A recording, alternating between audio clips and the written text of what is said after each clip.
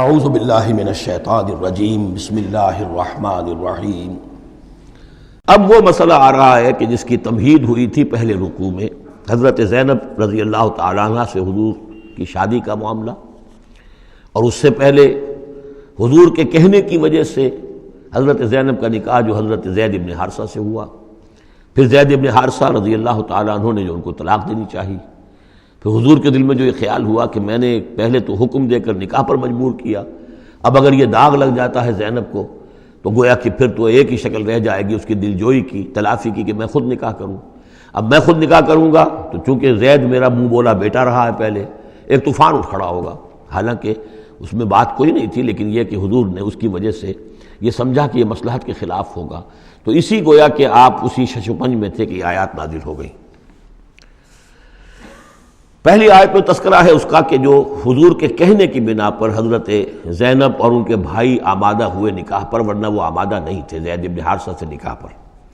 وَمَا كَانَ لِمُؤْمِنٍ وَلَا مُؤْمِنَةٍ إِذَا قَضَى اللَّهُ وَرَسُولُهُ أَمْرًا أَن يَكُونَ لَهُمُ الْخِيَرَةُ مِنْ أَمْرِهِمْ، یہ کسی بھی مومن مرد اور کسی بھی مومن عورت کے لیے یہ روا نہیں ہے کہ جب اللہ اور اس کا رسول کسی شے کا فیصلہ کر دیں تو پھر بھی انہیں یہ خیال ہو کہ ہمارے پاس آپشن باقی ہے، ہمیں اختیار حاصل ہے۔ وَمَن يَعْصِ اللَّهَ وَرَسُولَهُ فَقَدْ ضَلَّ ضَلَالًا بَعِيدًا، جو اللہ اور اس کے رسول کی نافرمانی کریں گے انہوں نے تو گویا کہ بہت بڑی گمراہی جو ہے وہ حاصل کر لی۔ تو یہ گویا کہ ایک تو یہ کہ اس کو عام ہم لیں گے تو یہ ہر معاملے کے اوپر ہے کہ اللہ اور اس کے رسول کے فیصلے کے بعد پھر میں یہ سمجھوں کہ میرے پاس کوئی آپشن ہے، تو اس کا مطلب ہے کہ میں اللہ کا انکار کر رہا ہوں، رسول کا انکار کر رہا ہوں۔ پس منظر میں وہی ہے کہ حضور کی فرمائش جو تھی ابتداءً تو چونکہ امیمہ ابن عبد المطلب حضور کی پھپھی تھیں جن کی بیٹی ہیں حضرت زینب، اب یوں سمجھیے کہ قریش کا اونچا خاندان ہے، اور ادھر یہ ہے کہ حضرت زید ابن حارثہ غلام رہے ہیں، اگرچہ تھے شریف خاندانوں میں سے عرب کے، لیکن کبھی انہیں کہیں پکڑ کر کہیں کسی نے لا کر غلام بنا کر بیچ دیا تھا تو داغ تو لگ گیا غلامی کا، اور اس معاشرے میں وہ داغ پھر دھلتا نہیں تھا ایک دفعہ لگ جانے کے بعد۔ تو اس وجہ سے اب انہوں نے حضور کے لیے، حضور کے فرمانے کی وجہ سے نکاح کیا، اس کے بعد نہیں ان کی نبھی آپس میں، اور اس میں گمان غالب یہ ہے کہ حضرت زینب انہیں وہ نہیں دے سکیں احترام اور ادب اور ان کی مرضی پر چلنے کا معاملہ، جیسا کہ ایک عورت کو فالصالحات قانتات حافظات للغیب جو رویہ ہونا چاہیے، اب وہ اپنے جذبات اور احساسات کے اوپر اس درجے جو ہیں وہ کنٹرول نہ کر سکی، لہذا ان کے مابین جو ہے وہ موافقت نہیں ہوئی۔ تو حضرت زید نے کئی دفعہ کہا کہ حضور میں پھر ان کو فارغ کر دینا چاہتا ہوں، طلاق دینا چاہتا ہوں۔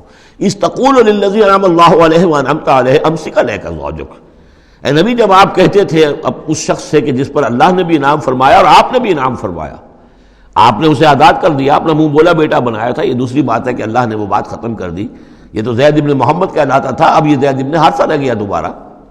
آپ اس سے کہتے رہے امسک علیک زوجک، نہیں اپنی بیوی کو روکے رکھو، گھر میں آباد رکھو، ذرا اور کوشش کرو، ذرا اور کہ مزاجوں کی موافقت ہو جائے۔ واتق اللہ، اللہ سے ڈرو، اللہ کا تقوی اختیار کرو۔ وتخفی فی نفسک ما اللہ مبدیہ، اور آپ اپنے دل میں چھپائے ہوئے تھے وہ بات جو جس کو کہ اللہ تعالیٰ اللہ مبدی، جسے اللہ تعالیٰ کھولنا چاہتا ہے۔ وتخشى الناس، آپ لوگوں سے ڈر رہے تھے، واللہ احق ان تخشاہ، جبکہ اللہ زیادہ حقدار ہے اس کا کہ آپ اس سے ڈریں۔ فلما قضى زید منها وطرا، تو جب زید نے اس سے آخری قطع تعلق کر لیا، یعنی زکوٰۃ بھی دے دی، وہ طلاق بھی دے دی اور پھر عدت بھی پوری ہو گئی، زوجناکہا، اے نبی ہم نے تزویج کر دی ہے اس کی تمہارے ساتھ، زوجہ بنا دیا ہے، ہم نے نکاح کر دیا ہے۔ حضرت زینب پھر یہ کہا کرتی تھیں دوسری ازواج مطہرات سے، فخر کرتی تھیں کہ تمہارے نکاح سب کے جو ہیں زمین پر ہوئے ہیں، میرا نکاح آسمان پر ہوا ہے۔ جب حضور نے شادی کی ان سے پھر تو اللہ نے نکاح کیا، اللہ نے نکاح پڑھایا ہے۔ زوجناکہا، ہم نے اسے آپ کی زوجیت میں دے دیا، کہ لا یکون علی المؤمنین حرج فی ازواج ادعیائہم، تاکہ یہ آئندہ کے لیے یہ جاہلی رسم کا خاتمہ ہو جائے اور منہ بولے بیٹوں کی بیویوں کے بارے میں اہل ایمان پر کوئی تنگی نہ رہے۔ منہ بولا بیٹا تھا، اس کی بیوی تھی، بیٹا یہ فوت ہو گیا، اس کی بیوی سے آپ شادی کر سکتے ہیں، اسی طریقے سے اگر وہ اس کو طلاق دے دی ہے شادی کر سکتا ہے۔ یہ محرمات ابدیہ میں سے نہیں ہے، محرمات ابدیہ کی فہرست سورہ نساء کے اندر آ چکی ہے۔ وَكَانَ أَمْرُ اللَّهِ مَفْعُولًا، اور یہ تو اللہ کا وہ فیصلہ تھا کہ جو بہرحال پورا ہو کر رہنا تھا۔ یعنی یہ سب کچھ جو ہوا ہے نبی، اس میں بھی ہماری حکمت تھی، مصلحت تھی کسی اور کے ذریعے سے یہ بات ہوتا تو یہ رسم ٹوٹتی نہ. بعض چیزیں رسمیں ایسی ہوتی ہیں کہ اتنی گہری ہوتی ہیں، ان کے اوپر لوگوں کا اتنا جو وثوق ہوتا ہے، یہ تو جب تک آپ کے ذریعے سے یہ رسم جو ہے غلط نہ ٹوٹتی تو اس کے ٹوٹنے کا امکان نہیں تھا. ہم نے اس کے لیے یہ سارا معاملہ کیا ہے. ما کان علی النبی من حرج فیما فرض اللہ لہ، نبی پر کوئی حرج نہیں ہے، کوئی مضائقہ نہیں ہے اس چیز میں جو اللہ نے اس کے اوپر عائد کر دی ہے، فرض کر دی ہے.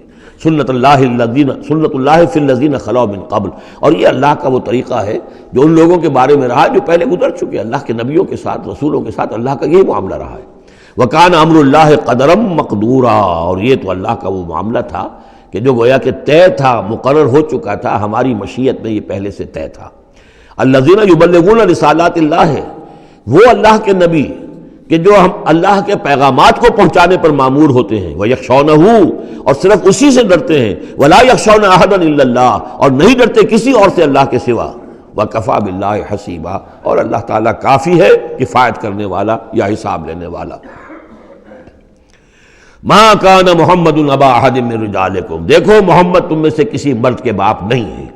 حضور کو اللہ تعالیٰ نے اولاد نرینہ نہیں دی، جو دی تھی بچپن ہی میں اسے اٹھا لیا.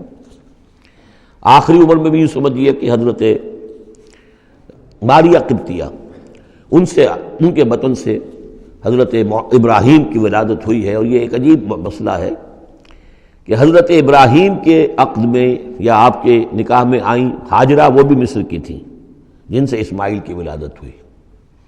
اسماعیل کی نسل میں حضور ہیں صلی اللہ علیہ وسلم.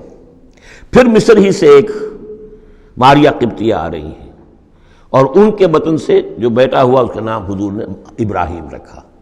اور حضور کو بہت محبوب بھی تھا، لیکن وہ بہت ہی چھوٹا حصہ تھا، بچپن میں ہی فوت ہو گیا ہے، اور حضور کو اس کا افسوس بھی ہوا. یا ابراہیم و انا لفراقک محزونون، یا ابراہیم ہم تمہاری جدائی سے بڑے محزون ہیں، ہمیں رنج ہے. بہرحال ما کان محمد ابا احد من رجالکم، تمہارے مردوں میں سے کسی کے باپ نہیں ہے. یہ زید ابن حارثہ کے باپ نہیں ہے. زید ابن حارثہ منہ بولا بیٹا تھا. اب جب کہ ہم نے حکم نازل کر دیا ہے اب وہ سارا سلسلہ منقطع ہو گیا. ولیکن رسول اللہ و خاتم النبیین، بلکہ یہ اللہ کے رسول ہیں اور نبیوں کی مہر ہیں. اب نبوت ختم ہو رہی ہے ان پر، اب کوئی نبی آنے والا نہیں. لہذا جتنی بھی رسومات جاہلیت کی تھیں اگر ان کے ذریعے سے وہ ختم نہ ہو تو پھر کس کے ذریعے سے ختم ہوگی. یہ ہے اس میں جو دلیل مضمر ہے کہ یہ جو کڑوا گھونٹ ہے محمد صلی اللہ علیہ وسلم تو آپ کو کرنا ہی تھا. اس لیے کہ یہ جاہلانہ رسمیں جو ہیں اگر آپ اس کے اندر یہ اقدام نہ کرتے اور آپ نے اپنے منہ بولے بیٹے کی بیوی سے اگر شادی نہ کی ہوتی تو یہ رسم ختم نہیں ہو سکتی تھی. اور یہی بات بتائی جا رہی ہے لوگوں کو. ما کان محمد ابا احد من رجالکم ولکن رسول اللہ و خاتم النبیین، وہ تو اللہ کے رسول ہیں اور خاتم النبیین. اب اس میں ایک بڑا باریک نقطہ ہے، وہ نوٹ کر لیجئے. رسالت حضور کی دائم و قائم ہے، چل رہی ہے ابھی تک. فرق صرف یہ ہے کہ اس وقت تک براہ راست آپ بنفس نفیس اپنی رسالت کے فرائض ادا کر رہے تھے، اب بائی پروکسی ہے، اب امت کے ذریعے سے ہے. جو بھی آپ کے امتی ہیں، جو بھی دین کے خادم ہیں، جو بھی قرآن کے پیغام کو پہنچا رہے ہیں، جہاں جہاں تک پہنچا رہے ہیں وہ رسالت محمدی کا پیغام پہنچ رہا ہے. رسالت محمد کی ہے صلی اللہ علیہ وسلم. جیسے کہ ہم نے سورہ انعام میں آیت پڑھی تھی، اوحی الی ھذا القرآن لانذرکم بہ ومن بلغ، اے نبی ان سے کہہ دیجئے یہ قرآن مجھ پر وحی کیا گیا ہے تاکہ اس کے ذریعے سے میں تمہیں بھی خبردار کر دوں اور جسے بھی یہ قرآن پہنچ جائے.